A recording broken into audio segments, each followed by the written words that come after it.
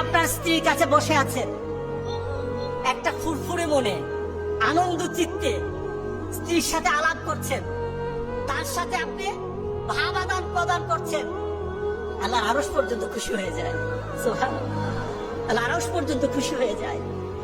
যতক্ষণ পর্যন্ত আপনি এইভাবে আপনার স্ত্রীর সাথে কথা বলতে থাকেন, স্ত্রীর কাছে বসা থাকেন, আপনার আমলনামার মধ্যে সওয়াব দেখতে থাকবে। রাসূল পাক সাল্লাল্লাহু আলাইহি সাল্লাম এই কথা বলার পর এক সাহাবী বলেন, ইয়া রাসূলুল্লাহ, স্ত্রীর সাথে একসাথে শুবো, একসাথে ঘুমাবো, একসাথে খাবো, একসাথে তাকে আদর করব, এটা কি সওয়াবের কাজ হতে পারে?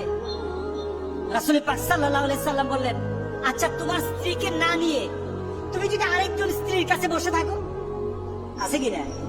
আছে কিনা? মজাই লাগে, উনিও খাইবেন, রেডি খাইবেন। তুমি অন্য কোন স্ত্রীর পাশে বসে বসে ফিসফিস ফিসফিস করলা, মজাই লাগবে। তবে মনে রেখে দিও, তোমার আমলনামার মধ্যে জেনার গুনাহ লেখা হবে। তুমি যতক্ষণ তোমার স্ত্রীর কাছে বসে থাকবে, জান্নাতের দরজাগুলি তোমার জন্য খোলা আরম্ভ হয়ে যাবে। আর যতক্ষণ পর্যন্ত পরস্ত্রীর সাথে বসে থাকবে, ততক্ষণ পর্যন্ত তোমার আমলনামার মধ্যে গুনাহ লেখা হবে কিনা? সাহাবায়ে কেরাম বলেন, ইয়া রাসূলুল্লাহ, অন্য স্ত্রীর সাথে বসতে তো গুনাহ তো হবে, তাহলে তার উল্টাটা তোমার হালাল বউর সাথে বসলে, তোমার হালাল যাকে হালাল করেছো তার সাথে বসলে সওয়াব হয়ে যাবে।